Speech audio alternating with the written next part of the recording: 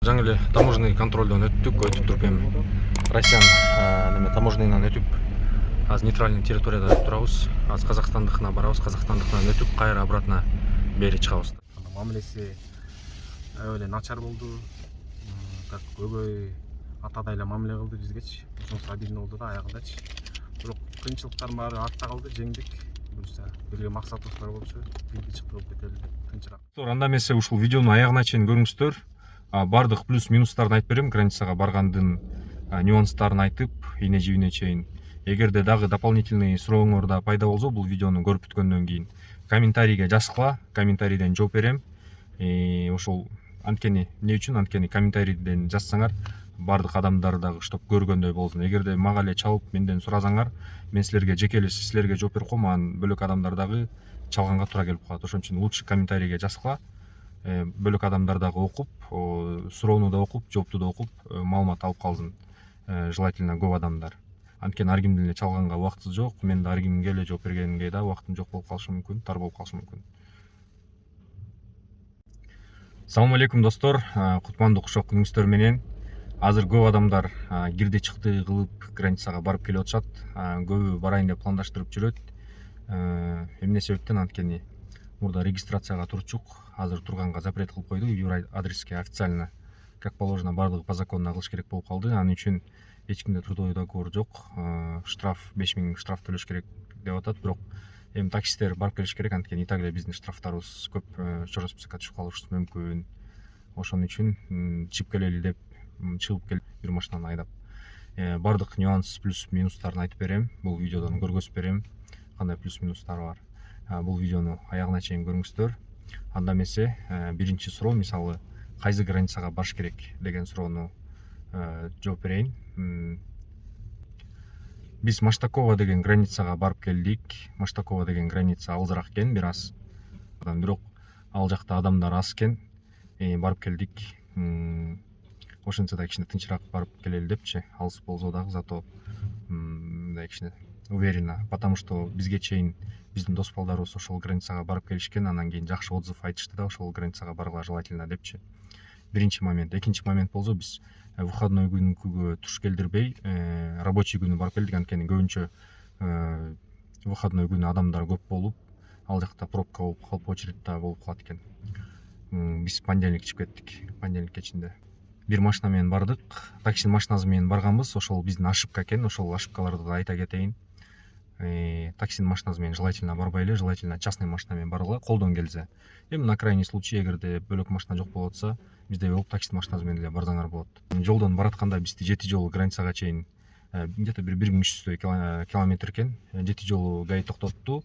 Бардык посттордон биздин паспортты, миграционканы, анан регистрацияны сурап атты.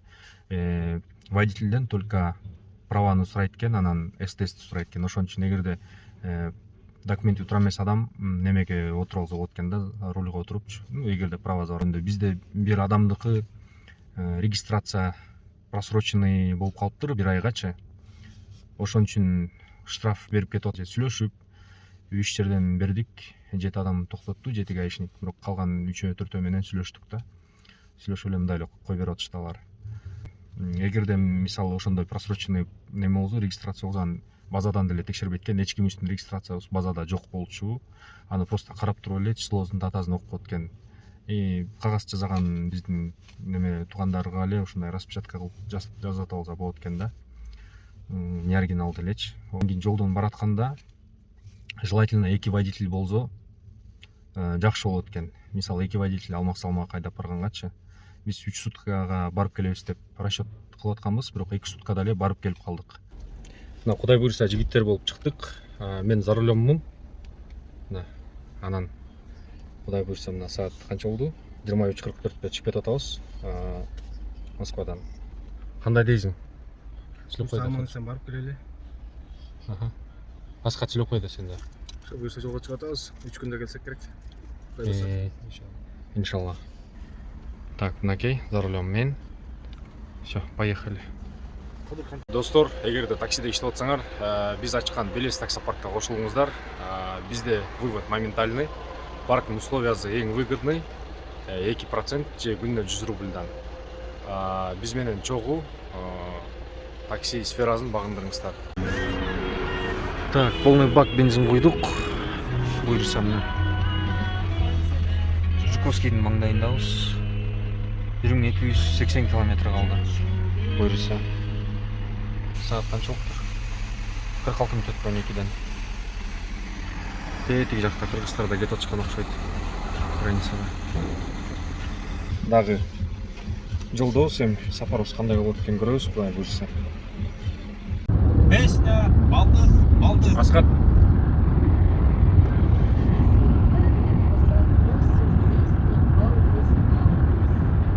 Такси свободен? Жағанда естіші. На, такси свободно дейді. Бек бор. Қадыр қандай болып отады? Песня, балдыз, балдыз. Мұны сіз алып тұр ғой.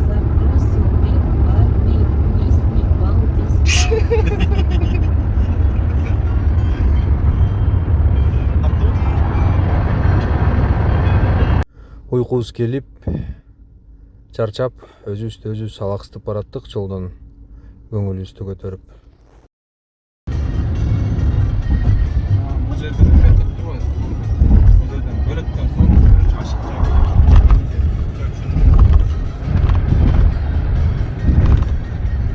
барып өткенде су көп болып кеткенде ас болып кеткенде бәқан бөлішіп жүр.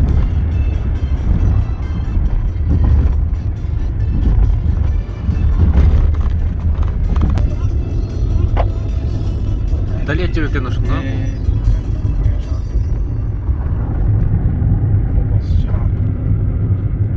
Потому что бақта елі Біз Самараның центрінен өтіп баратауыз.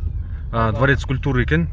Ошқа оқшаш тұр отауыз. Ошто Лениннің шынай істелігі тұрады қой центральный площадьтачы. балдарға шағыр көргөзіп отам бұл балдарға. Қандай болып отады? Қандай болып Бұл отады? жігіт 10 сааттан бері за рулем келіп отады. Қанша 1000 километр жүрдің бе 10 сааттың ішінде? Мен бүгін неме бол отам. Гид бұларға. Гид, молодец. Сағатшы Асхат. Тамақ алып бересің қазір, Сенші Асхат не деп айтасың ем? Алдымда біз тұрған жерінде Келтек базарына ұқсап кеттім. Жаңа түшкен здание домға ұқсап жатады. Жақындатсаң? Коронаға ма? Коронаға ұқсап кеткен. Фантазияна шындық. Өзі салды. Базар жағы. Ошо достор, біз менен бірге болғыла. Құдай бұйырса азыр границадан өтөйлі деп қалдық. Қанша 200 км қалды? 207 км қалып тұр границаға. Құдай бұйырса өтіп көргөзөбүз кандай болуп кеткен. Терезелерін қарап қала. Блин, ашы ужасно екен, Терезелерін ашып отыр. Эксклюзив. Ошо достор, каналға катталыңыздар, лайктан басыңыздар, комментарийге жазыңыздар, өзүңүздүн ой пикирлериңиздерди. Видеонун аягына чейин көрүңүздөр, калтырбай. Кудай буйрса, кызыктын бардыгы алдыда болот. Газой. Достор, мына канчада чыктык эле? Саат канча болду? Түнкү 12-де. Түнкү 11-де чыкканбыз. 12-де. 12-де чыктык. Ошондо 16 сааттан бери мына биринчи жолу обед кылып атабыз. 1818 рубльга. Курсагыбыз өтүп болуш керек. Ысык чай ичкибиз келип, мына кофе, ысык чай заказ бердик бардыгыбыз. Коланы эч ким көргүзүү жок. Балдар байкен. Асхат. Шыққаны Приятного граница. аппетита. Отырғаны кейіпсі. Рахмат. Шындай жашаш керек. Ошо анда эмесе биз менен бирге болгула достор. Тамагыңар таттуу болсун. Биздин тамагыбыз таттуу болсун. Вам приятного просмотра. Бізге егіліп қалақ болла. Аман есен деп алалы. Көрішкөнше достор.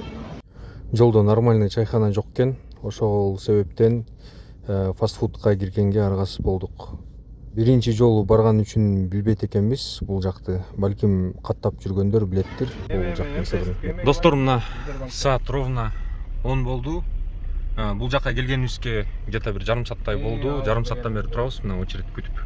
Таможняда. Анан азырда кандай болот силерге айтам, бул жакта грузовойлор отдельно очередь, легковойлор отдельно очередь экен. Наглость второе счастье дегендей келип очередь талашып жүрүшөт экен. Сабыр кылып чыдап туруш керек экен до конца. Кээде 10 саат 15 саатка чейин күтүп калат экен да адамдар. Ошон үчүн көрөбүз азыр биз канча саат күтөт болду экенбиз. Батыраак өткөнгө аракет кылабыз, конечно. Убакытты зря терять этпей. Ошо. Мен за рулем. Бул жактан мына Асхат. Жанаты көз алмаштық. Кадыр. Мен пассажир. Таможный. Так, кайсы жак деп сурап атсаңар, кызык болуп атса силерге көргөзөйүн. Бул Маштаков деген граница. Маштакова деген. Достор, границада турабыз. Россияныкынан өтө элекпиз Казакстан тарапка. Бул жакта мындай знактар бар экен. По идее. Неге текшермегиле? Тартса болбойт деппи? Тамашалап койду. Неме? Тамашалап койду окшойт. Шустрыйлар монтип чыгып уже келип калышты. Шарт этишип. Жеңил машиналар отдельно турушат. Немедечи пробкада. Ряд, отдельный ряд менен грузовойлор отдельный ряд менен турушат. Жыл баштадык, Кудайга шүгүр. Акырындан ушинтип чыгып өтүп атабыз. Кудай буйрса биздин астыбызда бир эле машина калды. Мына Россиянын границасы бул. Тетиги шлагбаумду көрдүңөрбү? Ошо шлагбаум уже граница, чек ара. Артта мына машиналар турат. Караван да, целый караван. Келгенибиз канчада келдик эле? Канча болду келгенибизге? Где-то 2 сааттай болуп калды, 1,5 саат болду келгенибизгечи. Кудай буйрса азыр наркы өтүп өтөбүз. Шлагбаум ачылат, 1,5-тен машинаны өткөзүп атат аркы өткөчү. Анда дальше айтып берем. Дальше эмне болот экен. Азыр пока күтүп турабыз. Очередь ичти. Бери өткөндөр мына монтип өтүп келатышат аркы өттөн. Фуралар кыймылдабай эле турат. Бирок фураларды да өткөзүп атат. 5-тен өткөзүп атат окшойт буларды да. Жаңы эле таможенный контролдон өтүп туруп эми Россиян неме таможенныйдан өтүп азыр нейтральный территорияда турабыз. Азыр Казакстандыкына барабыз. Казакстандыкынан өтүп кайра обратно бери чыгабыз да. Ошондо канча убакытты занимать этип экенин көрөбүз. Бул жакта батале болду, биз ойлогондон батыраак болуп атат негизи. Батале машинаны осмотр кылды, батале бизди өткөрдү. Казактар кичине кыйнайт деп атат. Ал бауырларды кандай экенин байкайбыз азыр. Анан аябай водительдер бирок наглый болот экен, монтип очередь талашып эле кирип кетишет экен. Короче, баары без очередь зеленый экен да. Тетиңде кылып текшерип атат. Бардыгын көрүп атасыңар да. Азыр да биз ошентип өтөбүз да берип кетке. Ассаламу алейкум. Азыр Казакстан границасында турабыз. Мына машина, биздин машина. Бuyakta грузовойлор, бuyakta жалаң заезд выезд кылган таксилер экен. Мына биздин мекендештер жалаң эле. Азыр бул жакта күтүп тур деди. Күтүп атабыз азыр мына. Бардыгы биздин туугандар. Урматтуу достор, көрүүчүлөр, мекендештер, кандайсыңар? Кудай буйрса биз өттүк. Канча саат болду жакка? Канчада келдик эле? Саат 10до келгенбиз. Азыр канча болуптур саат? 8де келдик беле бияка? Саат 2 болду. Канчада келдик эле бияка? 10да келдик беле? 10да келдик. 10 азыр саат 2 болду. Мына ошондо канча болуп калат? 4 саат. 4 саат убакыт кетти да бул жаккачы, границага. Ошондой достор, анан кыскасы казактар кичине тырышып коюшту. Мен впечатлениям боюнча кичине кирсейип сүйлөп эми как неме өзүнүн репертуарында да аларчы. Анан силер да жигиттер да ойлорун бөлүшө кетсин. Сен сүйлөп кой. Ассаламу алейкум. Кутмандуу кушак кечиңер менен. Мен айтарым, кирди чыкты кыламын десеңер, лучше Кыргызстанга эле баргыла, өстүк менен самолет менен элечи. Билет кымбат болот, но зато көңүлүңөр токта кирди чыктыданчы. Бул жактан аябай эле кыйынчылыктар болду бизде. Биринчиден 17, 18, 19 саат жол жүрдүк. Бул жакта 4 саат күттүк. Андан тышкары обращениялары, эмелери бизге кылган мамилеси, мындайча айтканда, кыргызча айтканда, мамилеси аябай эле начар болду. Как көбөй атадай эле мамиле кылды бизгечи. Ошонусу обидно болду да аягындачы. Бирок кыйынчылыктардын баары артта калды, жеңдик. Буюрса бирге максатыбыз бар болчу, кирди чыкты болуп кетели деп тынчыраак. Законно, орусча айтканда, законно послушный гражданиндерибизсе, турабы? Тура. Ошондо жом кыргызсынчы. Вот ошондой орусча айтканда айтып атам да. Сен Асхат эми сен сүйлөп кой. Ошондой не деп сүйлөйүн? Бир нерсе деп сүйлөп кой дегем. Ойногулут кулада койсун. Ошо.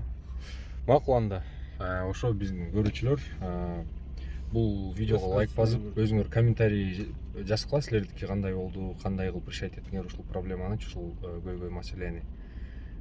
Ошо бул видео менен бөлүшүп койсоңор болот, лайк басып койсоңор болот, анан өзүңөрдүн ой пикириңерди комментарийге жазсаңар болот. Ошо эң самый главный өз көзүбүз менен көрүп, мойнубуздан башыбыздан бүт денебизден өткөрүп көрдүк бул ситуацияны. Любойуна айтып бере алам. Границадан кантип өтүш керек, кандай кыйынчылыктар болот, кайсы жерден кандай кипки дегендей болуп өтүш керек мисалы да. Ар кайсы ситуациялар болот. Ошондой Дагы видеодон да толук маалыматты беребиз силерге. ошондой Ошондой достор. Макул. аман эсен Кыргызстанга кайталы. Макул, давайте. Ассаламу алейкум. Барыңыздар. Ассаламу алейкум. Ийгилик. Ровно 2 суткада барып келдик убакыт боюнча. Тамак аш боюнча өтө начар экен. Жолдо чайханалар андай аз экен өтө эле. Анан расход боюнча бензинге 9000 рубль кетти. Бөлөк расход деле кетирген жокпуз. Гаилерге бүткө тыйын кетти. Пограничниктерге эч кандай акча берген жокпуз. Аман эсен ушинтип барып келдик. Миграционкага, эң башкысы миграционкага работа деп чийгенди унутпагыла жаздырганда. Ошол эми регистрацияга Кандайсың? коюш керек. Үй табып Бул жакта кадыр алар эмки видеолордо болот. Сурооңор болсо комментарийге жазгыла достор. Бул видеого лайк басып, бул видео менен бөлүшүп койгула. Көргөнүңүзгө чоң рахмат. Эгерде бир нерсени айтпай калсам, силерге толуктап жазып кеткиле, мекендештерибизге пайдалуу маалымат кылып. Достор, силерге автосервис Золото Прону сунуштамакчымын. Бул жакта азыр акция жүрүп атат. Шиномонтаж 1200 рубльдан круглосуточно иштейт. Метро Щелковода, улица Бирюсинка 1/18 строение 26-да. Андан тышкары кузовщик, маляр, автоэлектрик, кадовщик жана замена масла бар. Байланыш телефондор аркылуу маалымат алсаңыздар болот.